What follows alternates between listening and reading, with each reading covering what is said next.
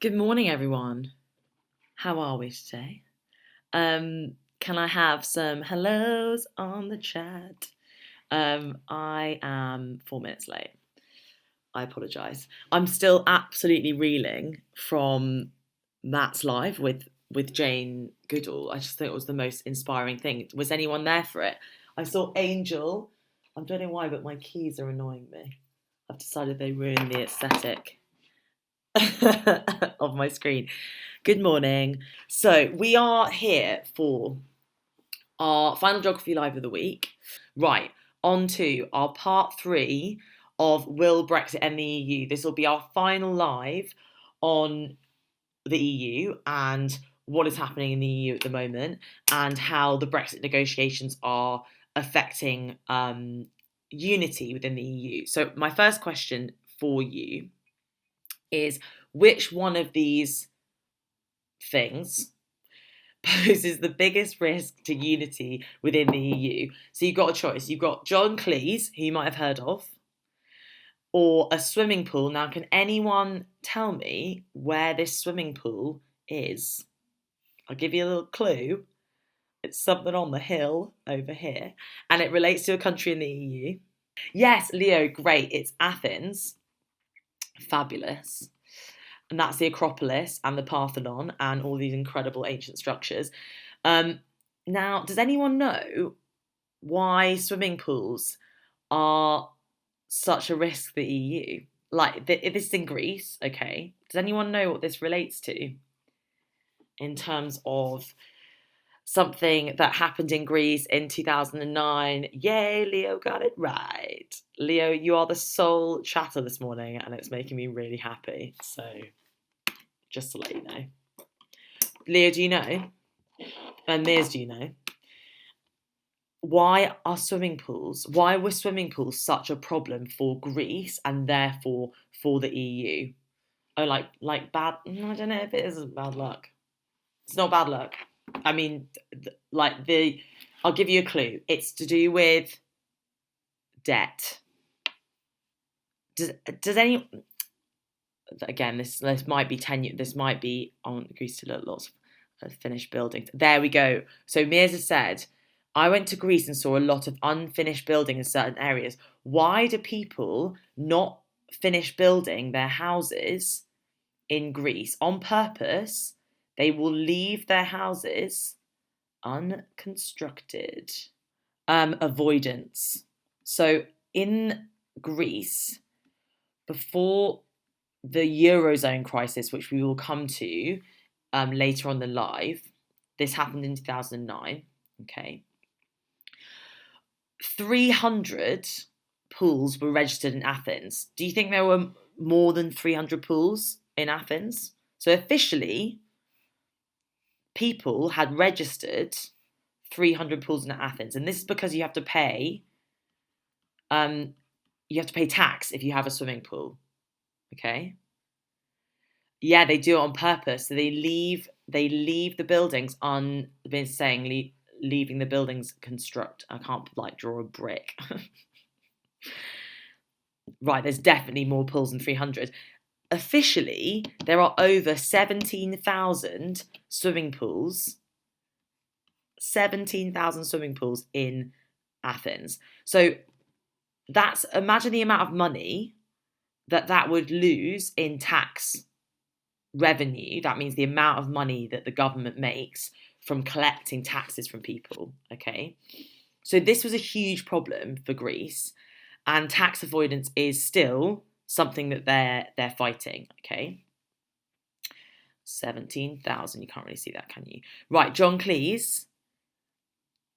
Which one do we think? John Cleese said basically that the EU isn't going to reform anytime soon, that there's lots of bureaucracy, which means lots of slow decision making. So it means you can't hold the EU politicians and the EU as an institution accountable, which means that you can't make changes and try to contest laws because 27 countries need to agree on them. Okay, what do we think? John Cleese versus the pools. Leo and Mears, you have the vote. 2, and I'll vote as well because I might have a deciding vote. Yeah, Leo, there's a lot of pools. There's 17,000 pools actually, but that's still a lot of pools. Right, pools. I also agree with you, Mears. I'm going to vote pools. Leo, what's your vote? I'm going to wait for Leo to vote because it's fair. Oh, Posy Joe! Great. Pools. Okay, we got unanimous vote for pools. Yeah, cool. 4 votes for pools. Right, let's move on. Okay. Can you tell me now? This might be based on the first 2 lives that we did. What are the values of the European Union? I have voted, says Leo. What does the European Union stand for? Let's give me some words. Just individual words. I'll get you going. Democracy is one. Give me some. Dance. Sorry, I've been on a dance team. Posy Joe, absolutely no problem. I've been doing dance classes, like fitness classes with my housemate, and they are probably the thing that's kept me the most sane and the most happy for a lot of this time. Okay, the rule of law. Thank you, Leo. Rule of law. So respecting the rule of law, having a police force that isn't corrupt, having courts that have fair sort of, you can contest your sentence, for example. Like all of these processes really important for making the rule of law a thing. The single now money isn't necessarily a value. That's like, money can be valuable, but how, like, what does it stand for in terms of the way that money exists in the EU? It's quite an abstract thing to say. Supportive, yeah, absolutely, Posy Joe. Thank you. These are like Leo's giving me, like he said, military law, like military and money. Like these are absolutely. What is the military? What is sharing intelligence protecting?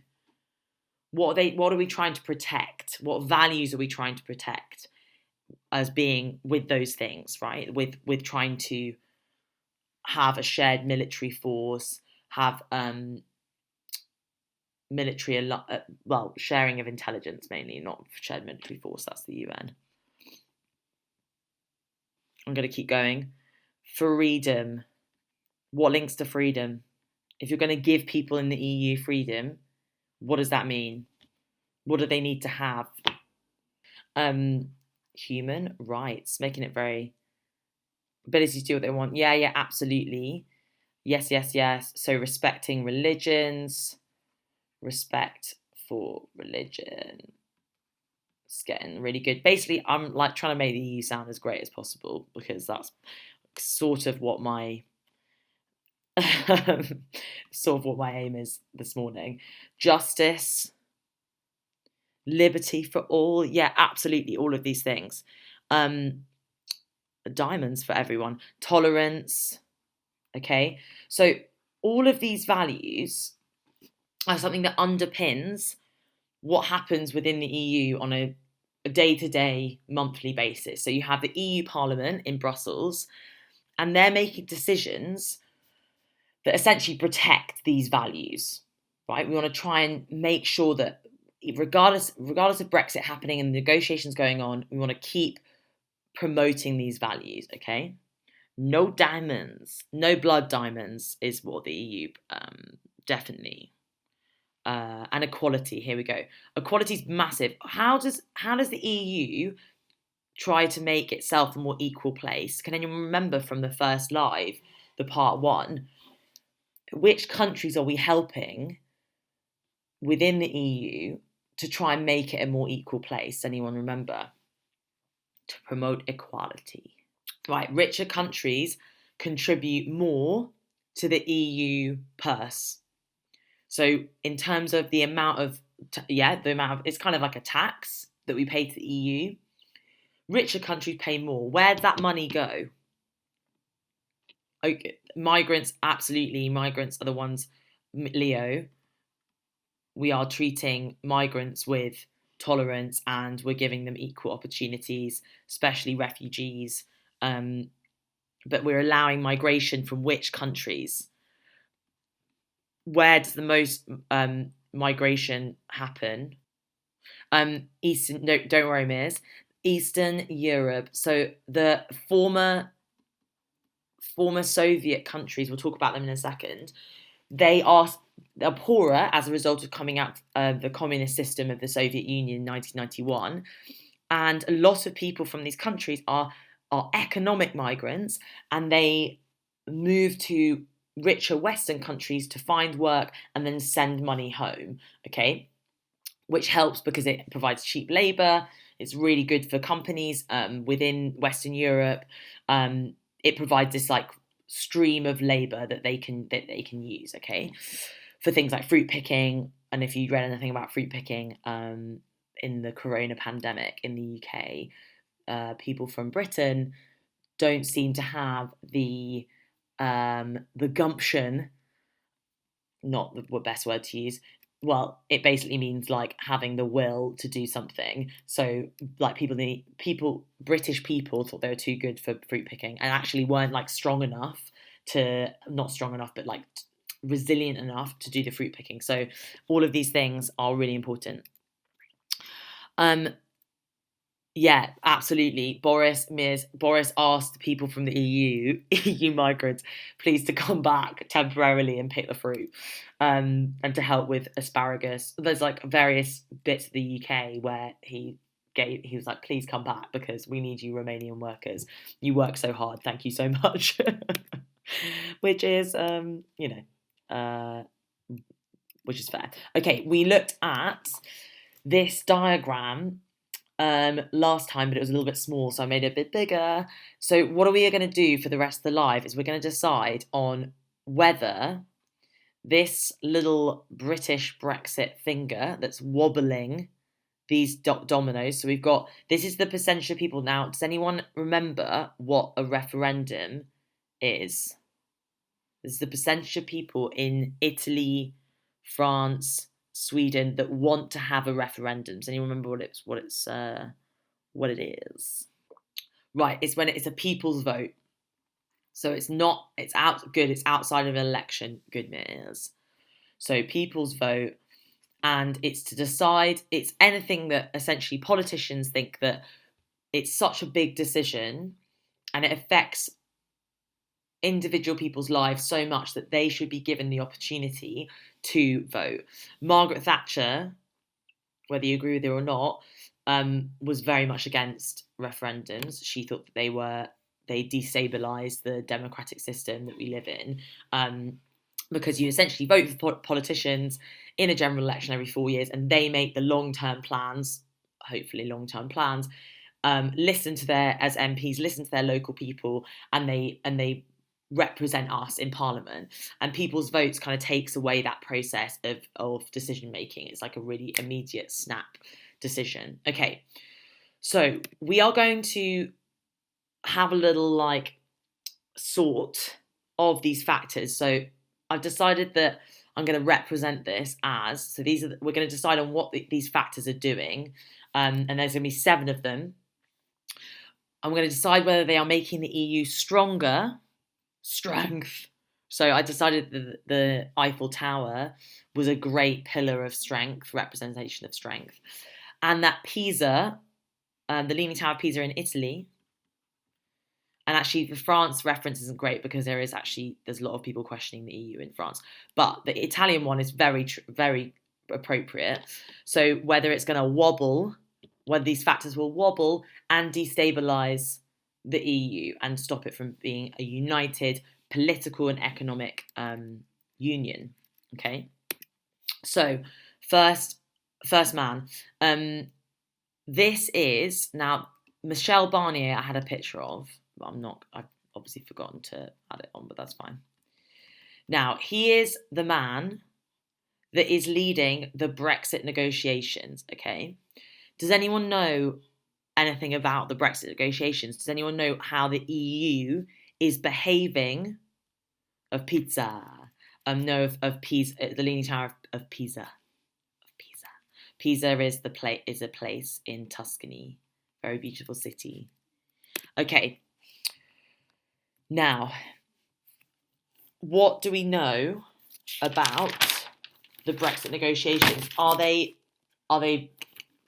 easy? Are they difficult? What is happening with these negotiations with the Brexit? Do we know anything about this? Mears, Leo, and Posy Joe.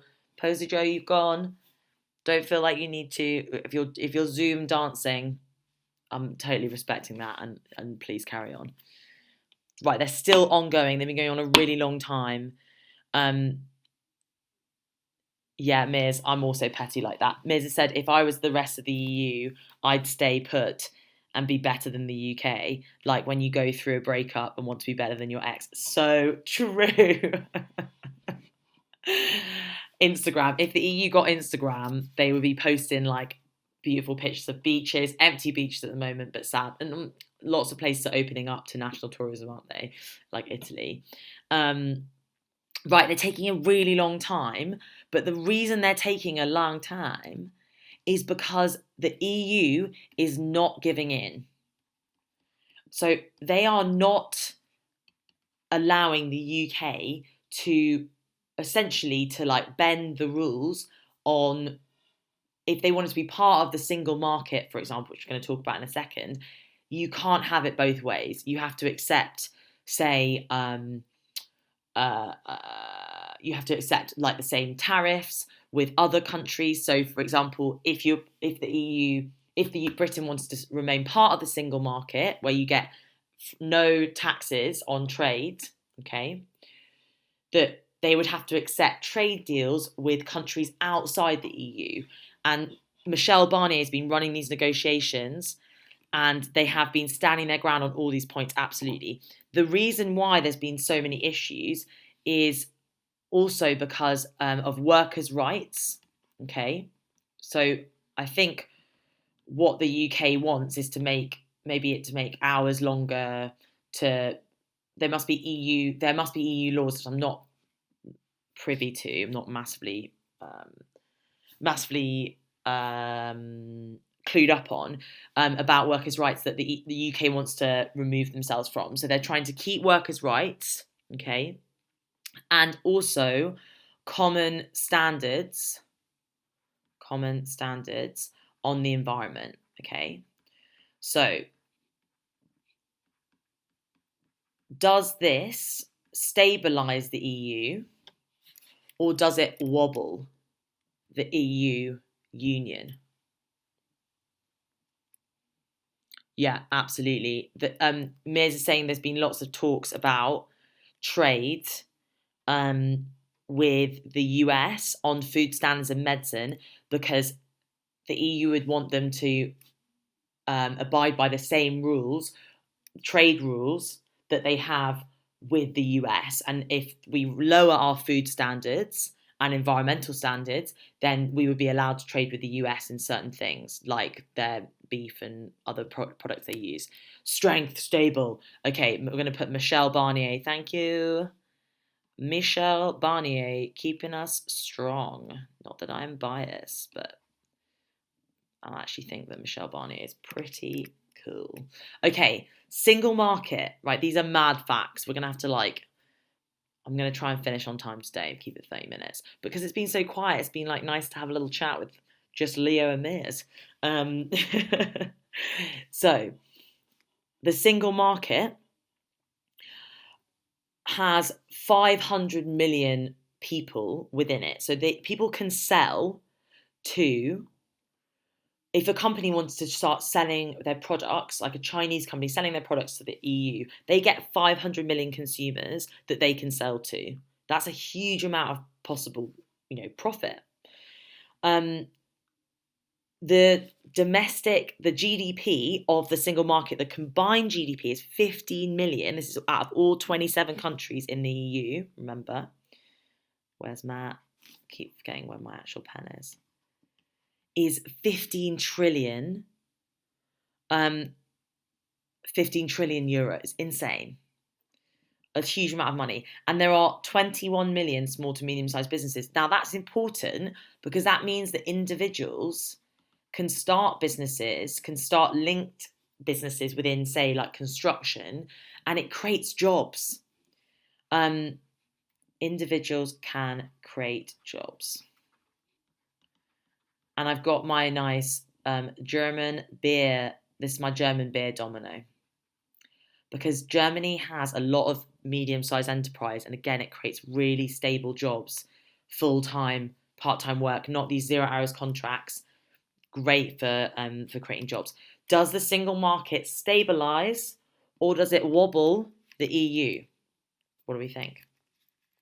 Yeah, absolutely stabilizes. Now, there's a question mark after the single market. Let's say single market job creation. Okay, because there's lots of things about the single market that are problematic. So let's go back. Trillion. Leo's just written out 15 trillion. actually, his numbers, which is really good effort. Okay, now, which countries, do you know any of the countries in the EU are in lots of debt? Because this is the problem with the single currency. Okay, what's the single currency of the EU? It is the euro. Now, some countries are in a lot of debt. Do you know any of these countries? Tell me, Mirs and Leo. The euro. Right, Greece, too many pools. Come on, Greece, sort it out. Pay tax on your pools and your building work, building your construction work, and just everything. People just don't declare their income in Greece, but it's getting better. You used to not have to have receipts or like any kind of till when you had a business at a shop, restaurant, anything. Before 2009, you didn't have to have it. Are all of them in debt? Like most EU countries in debt to some extent. The really bad ones, though, are yeah, it is partly why Britain wants to leave.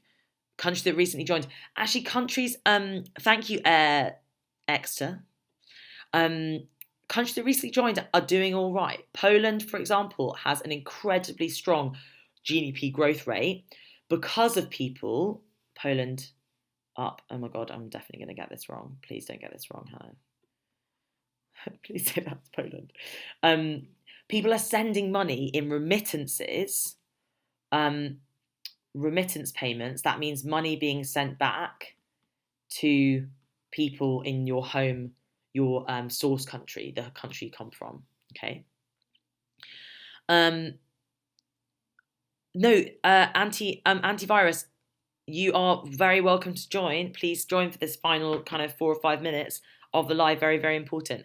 So the problem with this debt is that, yeah, it's causing huge issues with people thinking that EU, that somebody's mentioned corruption. Okay, there are issues with poorer countries in the EU collecting EU subsidies, so money from the EU for things like farming, and actually this being done in a corrupt way. So this is a problem, and so Italy, and then we got Portugal, and what it does is it pulls down the value of this single currency. And if you are Portugal, if I spelled Portugal wrong, you definitely have. Oh my God, learn how to spell. Where's my debt thing? No, it's fine. Portugal. If you are a country like Germany or France, you think, actually, why would we be part of a currency where we constantly have to make up for the corruption and the debt in other countries, poorer countries? Yeah, I know, Leo, I'm going back over, but I started 4 minutes late. So does debt wobble or stabilise the EU? Yeah, it wobbles. Debt and the Eurozone crisis, real problem.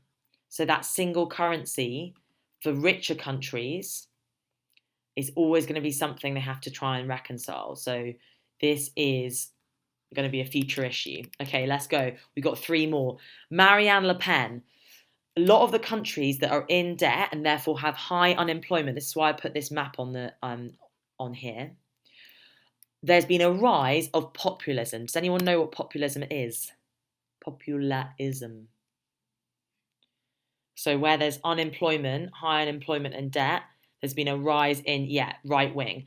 So these parties have essentially united over anti-immigration, and they are all about protecting the kind of identity of the country. So this is a kind of nationalism factor, like believing your country is better, people from your country are better, and trying to protect from influx of migrants. Okay. Leo, stop time checking me. I'm gonna like block you if you keep time checking me. Okay. Are populist movements with anti-immigration, anti kind of open borders, are these stabilizing or wobbling the good I mean, people are making good guesses. Wobbling. They're absolutely. It's all right, Leo. Leo's apologising. Okay, populism is right-wing movements. Okay. So the National Front in France with Marine Le Pen. This woman is Marine Le Pen. I think she's a baddie. But, what can you do? Wobble, wobble, great. Everyone's on board with the wobbling. Again, the migrant crisis. The EU was criticised for not dealing with the influx of migrants, particularly after the start of the Syrian civil war.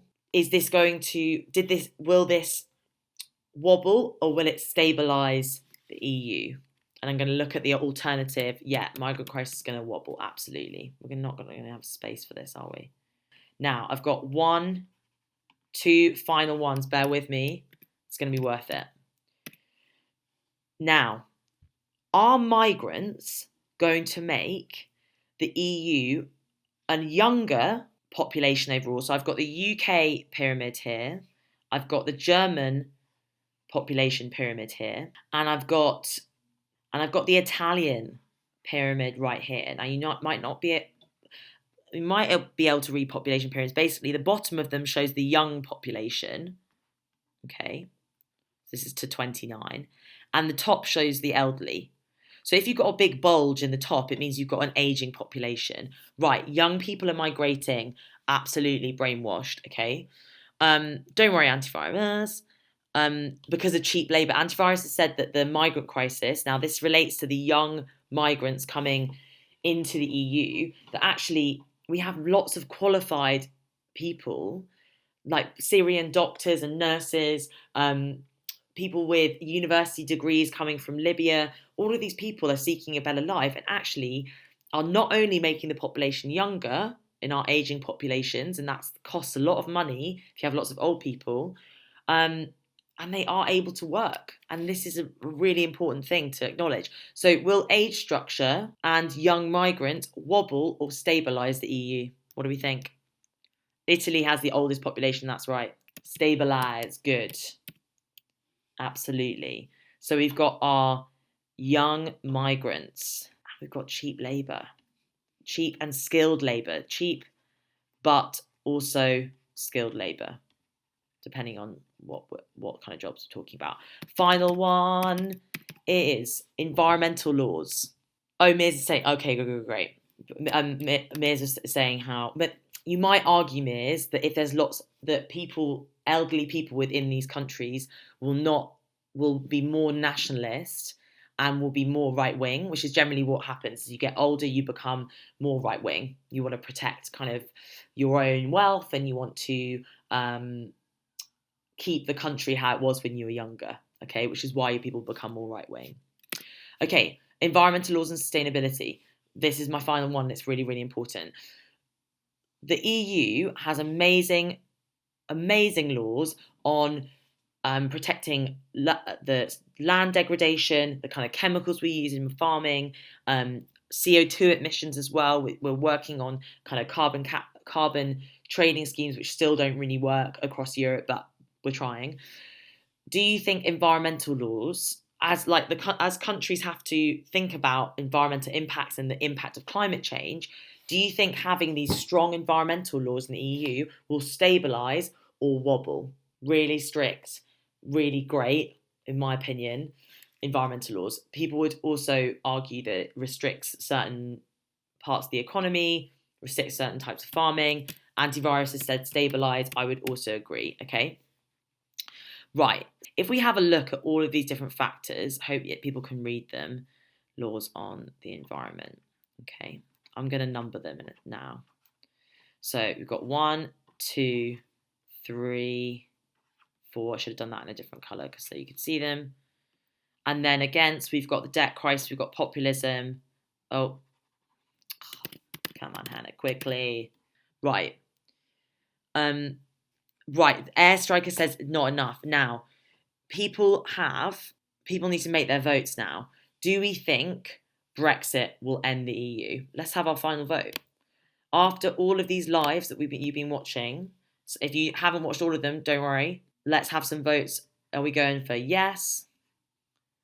Or are we going for no? Right, we've got some optimism. Great. That's what I like to see. We've got votes for 4 votes for no, considering all of these different factors. Why do we think no? Can anyone give me a little short reason? Try and put it into a little simple sentence. Airstrikers said no, even though you think it's not enough. Like, yes, there might still be some issues. Right, younger people. Mirza said the reason why it's a no is because the younger people in the EU want it to remain. We want to remain part of a forward-thinking, globalized world. We want to look like we are unified in this goal. Okay. Yeah, so Brainwasher said richer countries like Germany, France, Italy will keep investing in the EU as an institution because they therefore that redistribution of wealth, that equality that the EU stands for, that will remain. But if France moves more and more nationalist, if Marianne Le Pen manages to achieve her goals, then maybe this might destabilize it. Right, COVID, yeah, Miz made an absolutely fantastic point. Miz, you're like getting top marks today.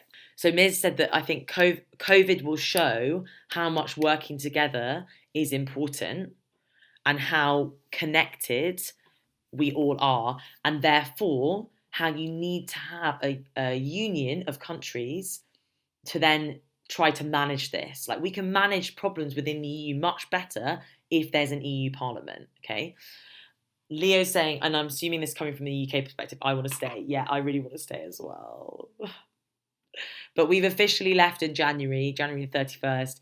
Negotiations are going on with the UK, so we all just need to move to Europe and get EU citizenship. So I'm working on that. That's our final thought for today. Now, thank you so much, Leo and Miz, for holding the fort for the first 25 minutes. Thank you, Brainwash, Airstriker, and Antivirus for joining last minute. Fantastic. I hope you found this interesting. I hope people can go back and watch this because I think it's a really important issue. And if there's anything you want to talk about that's sort of bigger issues of like geopolitics and superpowers, maybe things to do with the border with Eastern Europe, like Russia versus Eastern Europe today, like will there be a new Cold War? Can we put that on subject requests? And there is a form you can fill out, which is on the website.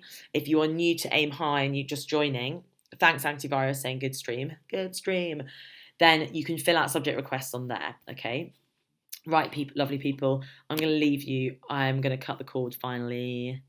Thanks, lovely people. Take care of yourselves. Have a great day.